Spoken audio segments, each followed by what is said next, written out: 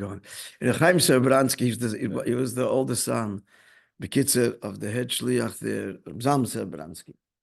And the youngest son, Rabbi, I've talked about both of them. Yeah, Rabbi passed away more recently.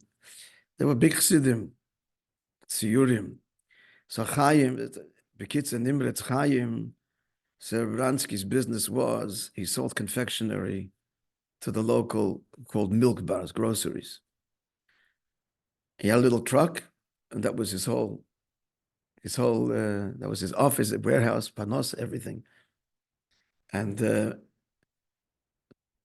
I should tell you that as a kid growing up, the kids in the school, many of their parents owned milk bars, as we call them. Why? Because Chaim would sell them the chocolates, etc., and convince them to send the kids to yeshiva.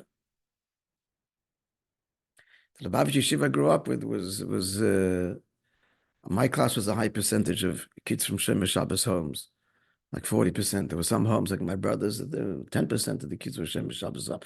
Lubavitch yeshiva. But that was the whole point of the yeshiva. It was the chinuch for the children of the most of them children of Holocaust survivors, most.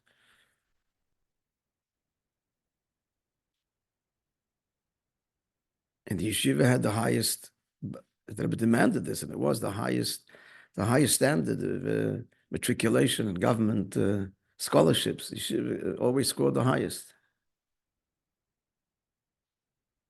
Blue ribbon, as it were. At any rate, what am I telling you? These are the stories. So Chaim had one Shabbos, his truck is stolen. His truck is stolen. In Taipan, he maybe had 8 kids, all under the age of 10 at that point, or 11. And the Metzias is, you couldn't see in Chaim anything.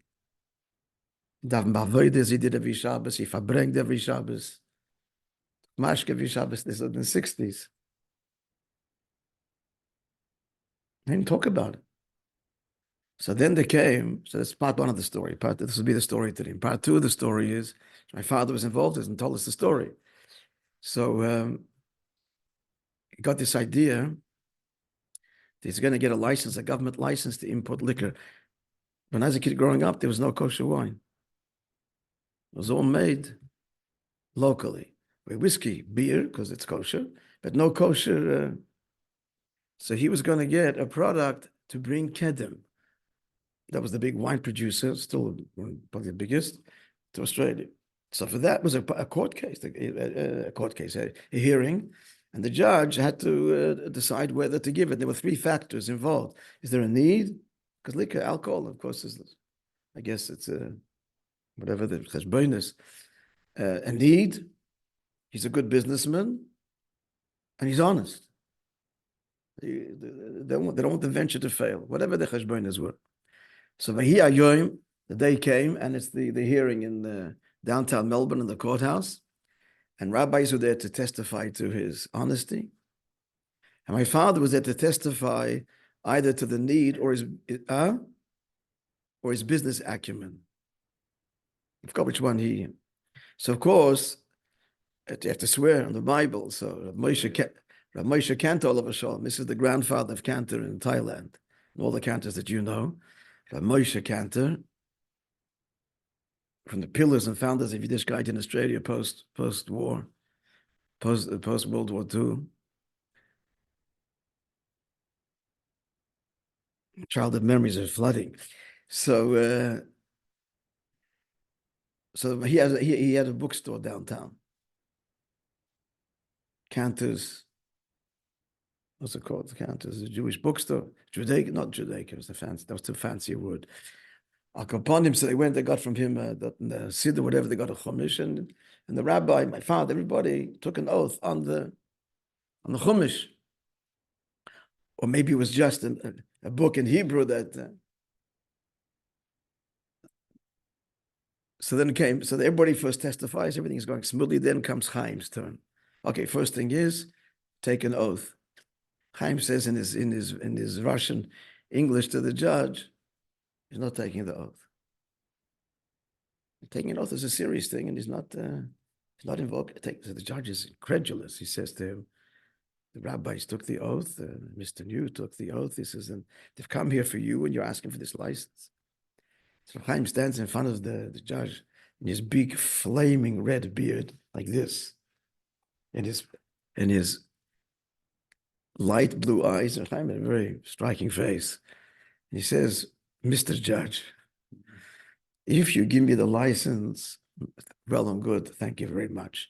If you don't, God Almighty will provide, and I'll have livelihood. So not from this.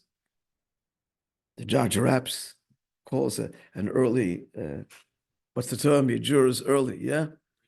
Recess. My father said, everybody runs up to Chaim. Chaim, what are you doing? Gewaltige Schling, you're saying the truth. It could be even, it wasn't even on the Chumash. You need parnasa children. Chaim said, it's okay. Anyway, so after the recess, the early recess, the judge calls and summons him to stand in front of him.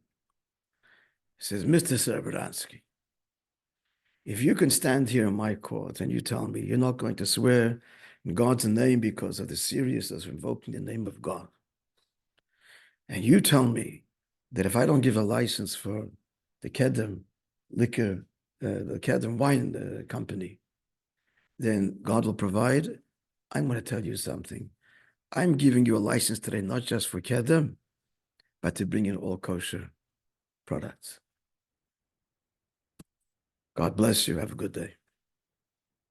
And that's what happened. It became a big warehouse, and the importer of all kosher products, all kinds of liquors to Australia. Okay, there's more. There's a sequel to the story. That we'll leave that for another time.